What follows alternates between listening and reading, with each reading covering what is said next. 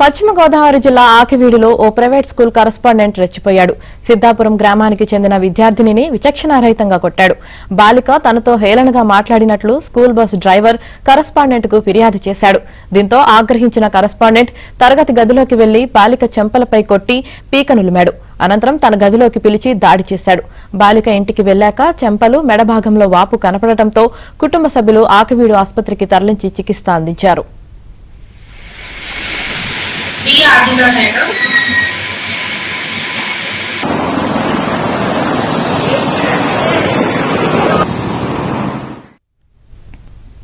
పశ్చిమ గోదావరి జిల్లా ఆకివీడులో ఓ private school correspondent రెచ్చిపోయాడు. సిద్దాపురం గ్రామానికి చెందిన విద్యార్థినిని విచక్షణారహితంగా కొట్టాడు. బాలిక తనతో హేళనగా మాట్లాడినట్లు స్కూల్ బస్ డ్రైవర్ కరస్పాండెంట్ కు ఫిర్యాదు చేశాడు. దీంతో ఆగ్రహించిన కరస్పాండెంట్ తరగతి గదిలోకి వెళ్లి బాలిక చెంపలపై కొట్టి పీకనులిమాడు. అనంతరం తన గదిలోకి పిలిచి దాడి చేశాడు. బాలిక ఇంటికి వెళ్లాక చెంపలు, మెడభాగంలో వాపు కనపడటంతో కుటుంబ సభ్యులు ఆకివీడు ఆసుపత్రికి తరలించి చికిత్స అందించారు.